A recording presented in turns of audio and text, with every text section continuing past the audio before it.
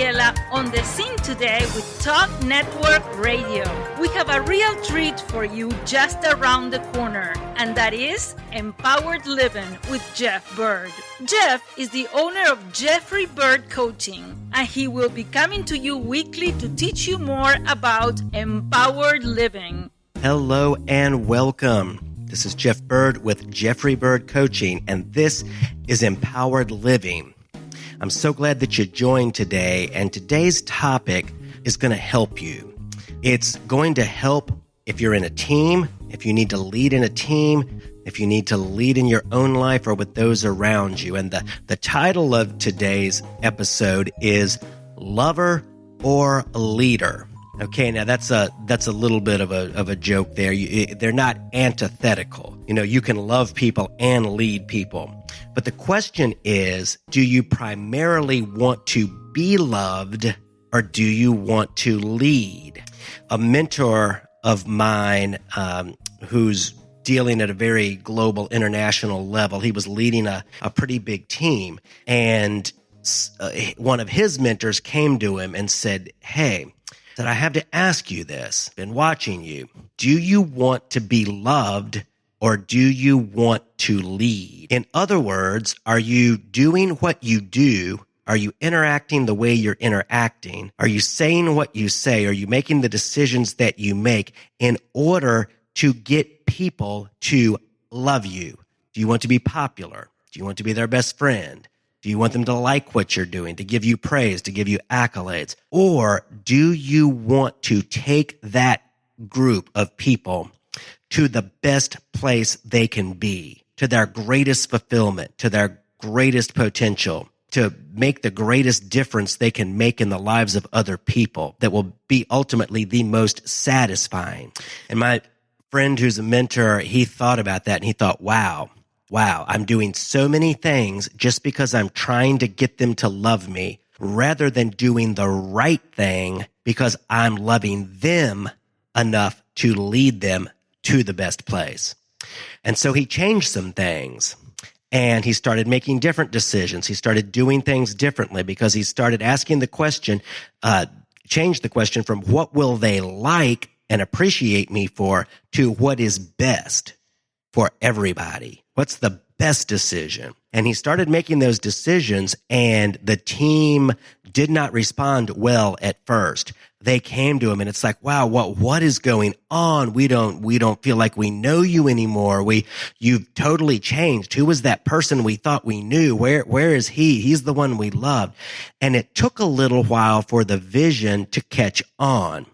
But once they got used to things being different, which people inevitably do, once they got used to it and once they started to see why he was doing what he was doing, then they were like, aha. They had an aha moment. The light bulb came on and they said, oh, now we understand. We understand that what you were doing may have been pleasant at first, but it wasn't the best for us. You weren't really taking us to our best place. And now we understand that you are, and that what you did was difficult, but that you actually loved us enough to move us forward, not to leave us stuck where we were, even if we liked it and would have been happy there.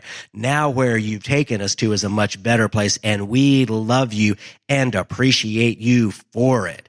So the thanks and the love and the appreciation, that all came in on the backside of making the right decision to love by leading. Okay, so I got a few things for you here. So number one, a great leader keeps the vision always in mind, which will benefit all concerned. They're not looking at the moment going, are we having fun at the moment? Do we enjoy the moment? Do we like the moment? They're asking, okay, what's the vision? What's the greatest good that could benefit all these people? And how can I move forward? They keep that vision always in mind of what the best that they can see from the moment looks like. Now, true, that will change as they go forward, then they can see further, just like going down a road. The farther you go, the further you can see. But they're looking as far as they can at the moment going, well, what does that vision look like? And I want to keep that in mind so I can lead toward that place. Okay, number two. A great leader makes the hard decision to move toward the vision even when it's poorly understood or unpopular. This is big. The great leader, so they're really, it seems like they're sacrificing love. What they're truly doing is loving. They're going, hey, even if you don't understand, we're going to move forward to this. Okay, right? So, say there's a child who's really having a great day at the beach, but the parent sees the storm coming and the lightning strikes, and so the child doesn't understand. He wants to stay and play in the water, but the parent knows that danger's on the way, so they love the child enough to put them in the car and take them home despite their protests, right? That's kind of what this is like. So number 3, a great leader is willing to face rejection in order to love and lead to a higher place.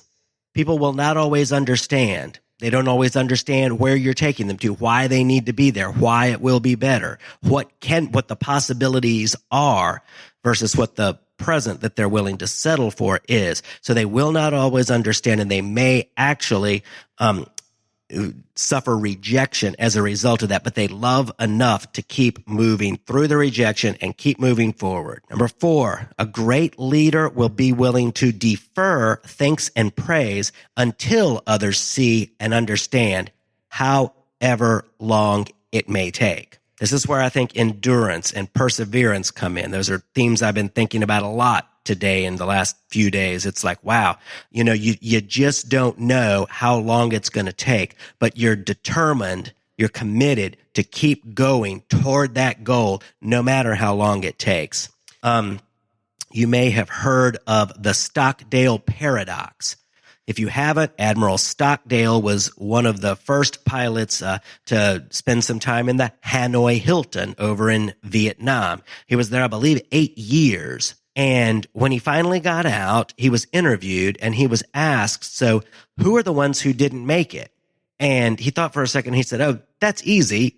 He said, it was the optimists. Well, you would think would be very different. You would think that the optimists are the ones who made it through. They kept believing for the best. And he said, no, what I mean is that the optimists kept thinking, oh, well, surely we'll be out by Christmas. We'll be out by Easter. We'll be out by 4th of July. And they kept setting themselves up and getting their hopes dashed. When it didn't happen, they lost heart. When it didn't happen again, they lost heart. And ultimately, they gave up and they died. But the ones who made it out were the ones who said, we're in this no matter how long it takes. Maybe we would love to be out by Christmas, but maybe we won't be. We're going to keep going.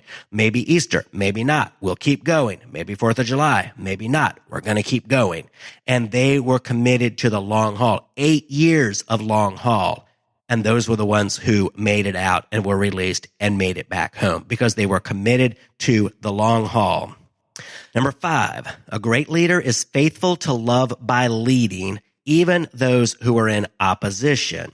So he's just faithful to that. The opposition makes the road tougher. That's what makes the journey difficult, is when you're doing the right thing in the right way, moving toward the right place, and people just don't, and they don't just not get it, they oppose you.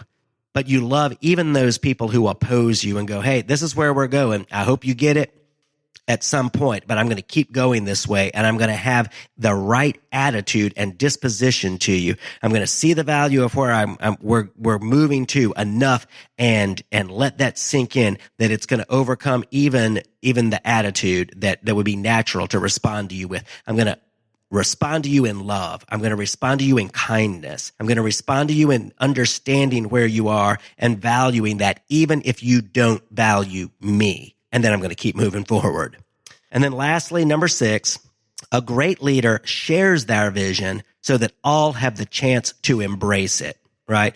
A vision that's not shared is harder to grasp, harder to figure out. So communicating clearly what that vision is, why it matters, what it will look like when we get there. Keep putting that in front of people so that they have a better chance of getting that vision for themselves, so that they can go, oh, wow, that's going to be worth it. That's worth the sacrifice. That's going to be a beautiful day. That's going to be good for everybody. I see why that matters to you so much and why you want to keep moving forward. Hey, I'm going to join you in that.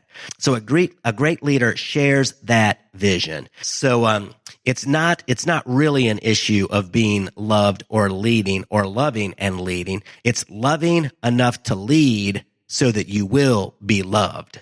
So, but the leading those you love comes first. If we abdicate that leadership just for the sake of getting the love that we want because we're doing what people can readily see and grasp, that is not the best that we can do. So if we'll say in a team, we say, okay, this is so important that I'm going to bring this topic up. Not because of my personal interest, but because it's the best for the team. I'm going to fight for this issue. I'm going to fight for this thing. We're going to keep moving forward. I'm going to lead, even if people don't understand, because I love them enough that it matters that we get there, and I'm going to do everything I can to get us all there. So that's the difference between wanting to be loved and leading. So I thank you for tuning in. I appreciate you spending the time with me today. I'm very grateful to have had the time with you. Again, I'm Jeff Byrd with Jeff Byrd Coaching. You can reach me at jeff@jeffbyrdcoaching.com. Byrd is with a Y, Jeff, Jeff, at jeffbyrdcoaching.com. So I would love to hear from you. Feel free to reach out if you got any questions, any comments, anything you'd like me to address in a future episode. So thank you so much. I appreciate you again. Hope you have a great day. And until the next time, God bless you.